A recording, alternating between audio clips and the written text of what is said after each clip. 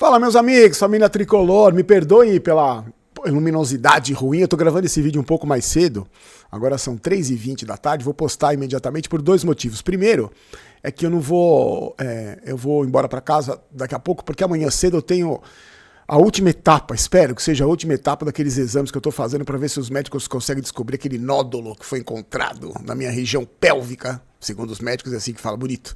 E amanhã é a última parte dos exames, amanhã eu vou me revirar do avesso de novo, mas eu espero que seja a última vez que eu tenho consulta marcada agora pro começo do mês, para ver o que eu vou fazer, o que tá acontecendo. Mas, então, eu vou...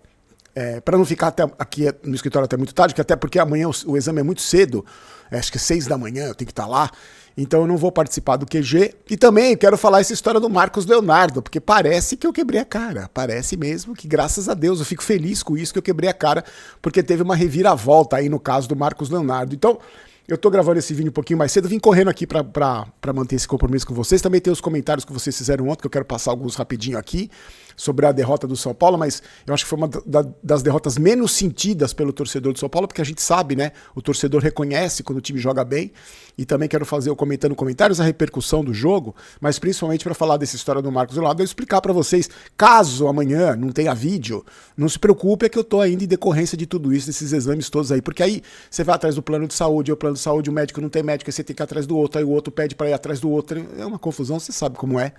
Mas então, só pra me explicar, porque eu gosto sempre de explicar pra vocês, como a gente é amigo aqui, a gente tem um contato de amizade, eu faço questão de jogar abertamente com vocês, falar das coisas da minha vida também, porque não é uma coisa só, a gente não fala só do São Paulo, a gente troca uma ideia aqui, a gente é amigo, então eu me sinto muito à vontade para explicar essas coisas pra vocês, para falar essas coisas pra vocês, e também, na maior cara de pau, pedir sua energia positiva para que dê tudo certo. Mas, então, vamos falar desses assuntos aí. Antes, deixa eu só dar um recadinho da Insider para vocês, aquela marca de roupa super bacana, tecnológica. Muita gente aproveitou o cupom na sexta-feira, tem vários produtos legais, está na descrição do vídeo. Confere esse recado neste belo modelo, vestido preto, elegantemente trajado. Até eu fiquei bonito com as roupas da Insider, dá uma olhadinha. Meus amigos, minhas amigas, eu tô aqui para falar da Insider, essa marca de roupa super bacana. Eu recebi uns produtos da Insider, olha só. Esta belíssima camiseta que tem um caimento perfeito. E o que é legal nessas camisetas, nesses produtos da Insider? A tecnologia com que eles são fabricados. Essa camiseta, por exemplo, além dela não desbotar, você pode usar por um tempão. Ela diminui a sensação de calor e ela desamassa no corpo. Para quem tem uma vida corrida, que não quer perder tempo passando roupa, por exemplo, esses produtos da Insider são sensacionais. E olha só, eles vêm nesse bagzinho aqui, ó, para você colocar na máquina de lavar. Então você pode lavar na máquina, ela não vai desbotar, ela não vai estragar, ela vai continuar com a mesma qualidade. São produtos muito legais, não só camisetas, tem produtos muito bacanas com alta tecnologia. E só de diminuir a sensação de calor, para mim já valeu. Eu sou um cara que sofre demais no calor e esses produtos da Insider são realmente sensacionais. Então, ó, vou deixar o link na descrição para você conferir, ver de perto esses produtos, eu tenho certeza que você vai gostar. Veste bem pra caramba mesmo essa roupa. E ó, vou falar uma coisa pra vocês. Emagrece, você fica mais magro. Não sei se é o preto, não sei, se bem que esse aqui é preto, não me deixou nada magro, mas são roupas super legais. Tá na descrição do vídeo, tá? Pra você conferir. O Crespo na coletiva lamentou a derrota, disse que o São Paulo merecia uma sorte melhor. Eu também concordo com você. E eu não gravei ontem pro Barolo Jogos, porque o áudio da coletiva tava horroroso. Não dava nem pra ouvir, não dava nem pra entender nada. Eu peguei a transcrição na internet depois para ver o que ele falou, mas não deu nem para ouvir. Então eu não coloquei lá, porque já não é uma qualidade muito boa quando vem de coletiva assim, quando a gente faz o react. Ainda com áudio muito ruim, mas é aquilo. A gente também lamentou porque o São Paulo teve uma tristeza pela maneira com que o São Paulo jogou, mas eu sempre falo pra vocês, né? Eu prefiro 1000 vezes perder desse jeito.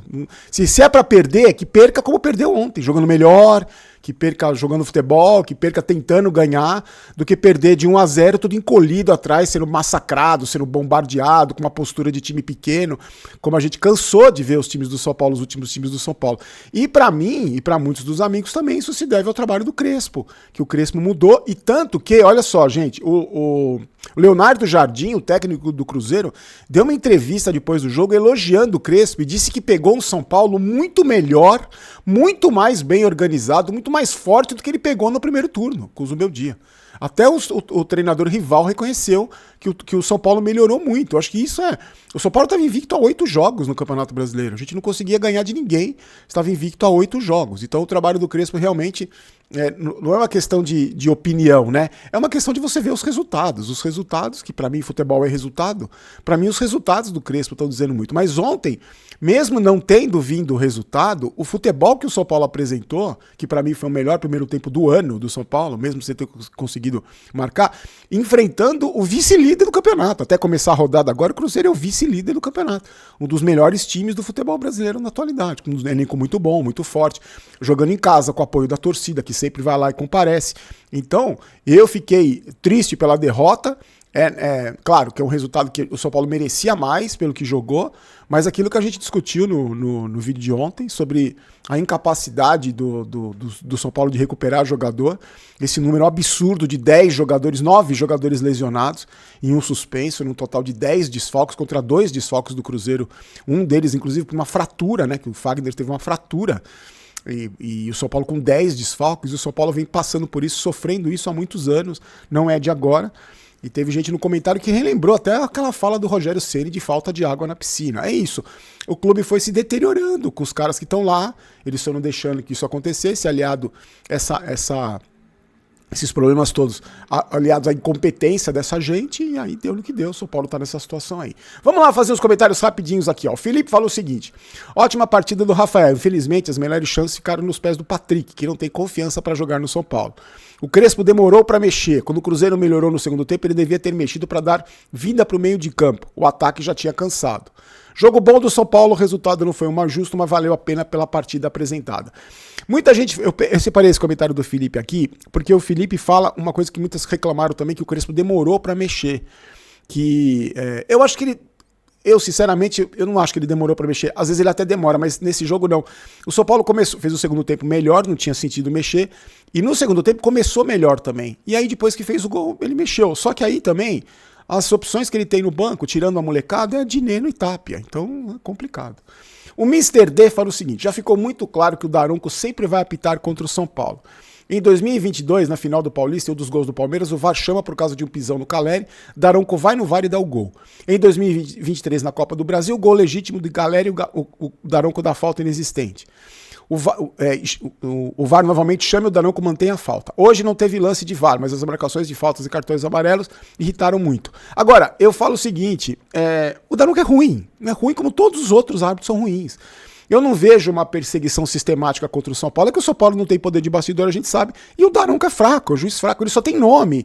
Eu não sei que ele é tão bajulado, é tão enaltecido por parte dessa imprensa esportiva aí que gosta de bajular, até juiz, que eu acho ele fraquíssimo, como todos os outros. Não tem um árbitro bom, eu não vejo um árbitro bom.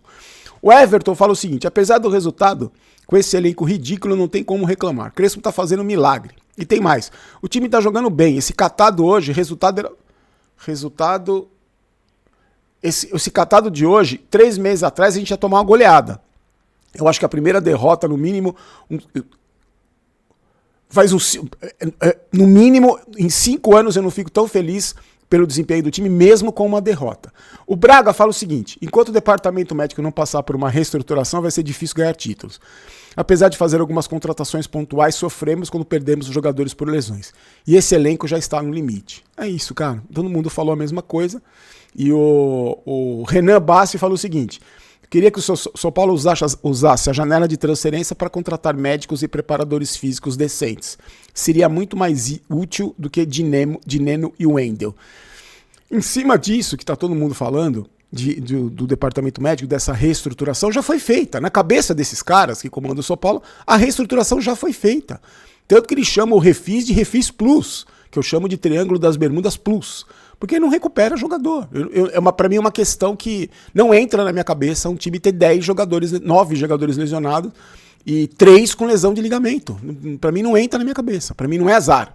Não pode ser só azar. O único time do Brasil que sofre mais com lesões nos últimos 5 anos é o São Paulo. Sempre. Sempre é o São Paulo. Para mim isso tem uma razão clara, a incompetência das pessoas que estão lá, que administram, que trabalham. Para mim é isso. Falta de estrutura, não sei se não tem equipamento, eu não sei. Eu sinceramente não sei. Como ninguém dá a cara a tapa, a gente a gente pode especular qualquer coisa. Antes de falar do Marcos Leonardo, lembrando do nosso patrocinador Master, nossa querida KTO, hoje o Liverpool me salvou de novo. Esse time, é o time que eu menos me ferrei, que eu sempre me ferro. Eu vou sempre no Liverpool, eu vou na confiança do Liverpool e hoje, mais uma vez, com um golzinho de falta, um golaço, o Liverpool me salvou. Se você quiser se divertir, sempre no primeiro comentário fixado tá aí o link para você fazer seu cadastro rapidinho, se divertir, sempre com responsabilidade, tá? Nossos amigos da KTO estão aí. Agora, gente, hoje surgiu a informação de gente séria da imprensa, que eu considero séria, e essas pessoas sabiam dessa história do Marcos Leonardo no começo da semana. Por que não divulgaram? Porque o próprio São Paulo achava impossível. Então essas pessoas, eu acho o seguinte, opinião pessoal, tá, gente? As pessoas sérias da imprensa, elas não vão divulgar para ganhar like, para ter oba-oba, para puxar saco de diretor. Os sérios, tem muita gente que faz isso, os picaretas fazem isso. Os sérios esperam, porque não é esse tipo de especulação. Eu vou falar para vocês, eu trabalhei 30 anos no jornalismo, pelo menos metade deles, um pouco menos da metade no jornalismo esportivo. Nessa época de janela de transferência, tem todo tipo de especulação que você pode imaginar. O telefone de um jornalista bem informado toca nessa época do ano 20 vezes. É um empresário, é um amigo do jogador, eu sou amigo do fulano, o empresário tá falando que não sei o quê, olha, aí liga o empresário pro cara, eu tô tentando colocar o cara em tal lugar. Então, se o cara não tiver a capacidade de filtrar, o jornalista não tiver a capacidade de filtrar isso, ele sai divulgando groselha o tempo todo.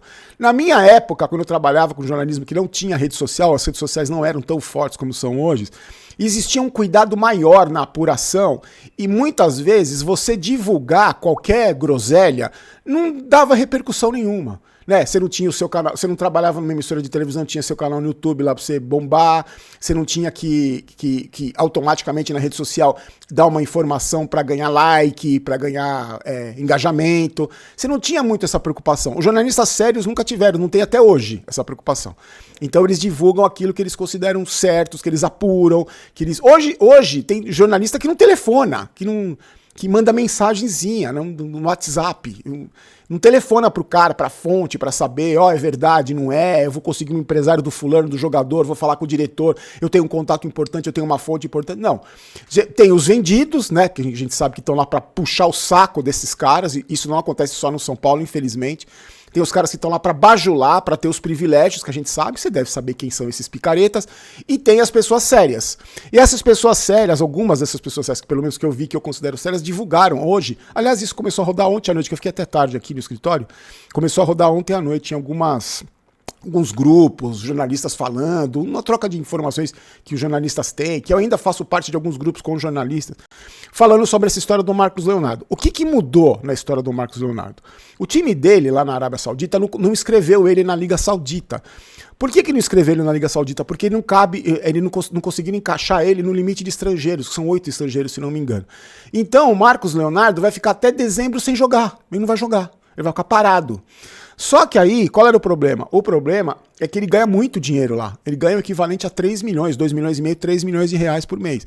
Então, ganhando isso, quem é que vai pagar isso aí pro cara? Ninguém vai pagar.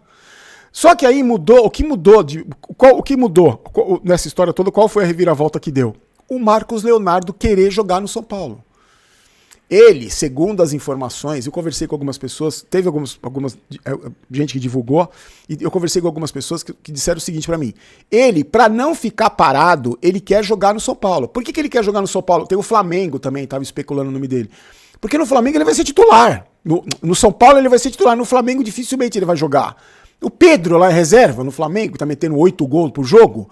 Então ele viu o Marcos Leonardo, segundo umas informações que eu apurei, o Marcos Leonardo viu no São Paulo uma oportunidade dele se manter ativo, tá perto no futebol brasileiro, tendo muito mais visibilidade do que ele teria jogando na Arábia Saudita, teria chances até de chegar numa seleção brasileira, em época de convocação, porque o treinador novo e a vaga de centroavante no Brasil está em aberto.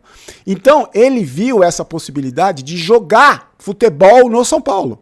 E para isso, por causa de todos esses benefícios na carreira dele, estaria disposto a diminuir drasticamente o que ele ganha.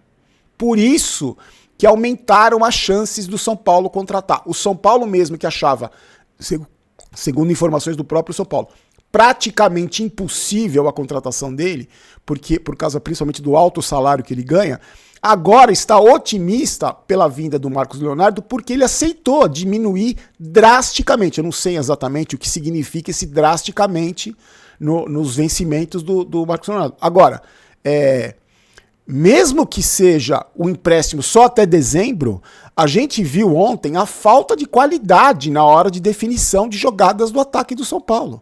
A gente viu ontem, tecnicamente, os jogadores limitadíssimos que a gente tem na hora de finalizar. Então, seria uma contratação muito importante para esse resto de ano, para esses jogos de Libertadores aí, principalmente. Então, tomara, não está fechado ainda, mas tomara que eu quebre a cara mesmo. Tomara que a vontade do Marcos Leonardo seja mesmo jogar no São Paulo e que ele venha ganhando menos, mas eu duvido que ele vai ganhar que ele vai ganhar mais do que os 5 milhões, mais ou menos, que o São Paulo paga para o Oscar e para o Lucas por mês. Ele não vai ganhar isso. E vai jogar, né? E vai jogar. Porque você viu, ele fez o Mundial, ele estava jogando o Mundial. Então, eu acho que se fechar essa contratação pela vontade do Marcos Leonardo, sim, é uma grande contratação, porque eu já estou de saco cheio de Santilongo, de Jamal Lewis, de Dineno, de Tapia e tanto cabeça de bagre que o São Paulo contratou. Então, se for, mesmo que seja para ficar só até o final do ano, mesmo que seja por empréstimo, pagando aí menos do que ele está ganhando lá, mas com certeza é menos do que ganha o Oscar, por exemplo, eu acho que é uma grande contratação, é um grande acerto dessa diretoria, um grande acerto. E como aqui a gente não torce contra, ao contrário, a gente torce a favor, embora tenha muito imbecil que até hoje, em setembro praticamente de 2025, acha que a gente torce contra. Tem gente que tem esse QI de jumento que acha que a gente torce contra. A gente torce muito a favor. Se esse jogador chegar, eu acho que ele pega a camisa, a faixa de capitão e tem uma estátua para ele na frente do estádio. Porque o nível dele, mesmo não sendo o centroavante mais espetacular do universo, pro futebol brasileiro eu já acho muito importante, muito relevante, melhor que muito jogador que tem por aí. No São Paulo, então, ele é melhor que todos que estão lá. Todos que estão lá. Então chega para jogar. Em todo caso, olha só, o São Paulo tem até terça-feira, quando encerra o prazo fecha a janela de transferência, tem até terça-feira para fechar esse negócio aí. Segundo as informações que eu apurei, o São Paulo está bem otimista e pode anunciar. Talvez, quando você estiver vendo esse vídeo, o São Paulo já tenha anunciado a contratação por empréstimo do menino aí. Tomara que venha, vamos esperar. Amanhã eu tô de volta, gente, mais uma vez, obrigado. Peço para vocês o like, eu esqueci até de puxar aqui a cadeira com os presentes. Peço para você deixar seu like, se inscrever no canal, caso você não seja inscrito. Que você prestigie também o pessoal do QG Tricolor. Eu vou deixar nos canais, tá? Nos canais a gente vai transmitir o QG nos canais. Só que eu não vou participar porque eu já tô indo para casa daqui a pouco, tem umas coisas para fazer aqui também. E amanhã tem essa bateria de exames, mande uma energia positiva aí para mim se você puder. Te agradeço bastante. Tá bom, meus amigos? Fiquem com Deus, forte abraço. Aqui não é Vai São Paulo, aqui é Vamos São Paulo. Não quero ter razão, quero até quebrar cara, mas quero ser campeão, não quero ter razão. Posso até quebrar cara, sendo campeão, fico com a cara quebrada, feliz da vida. Fique com Deus, forte abraço, uma ótima semana para nós. Tchau, tchau.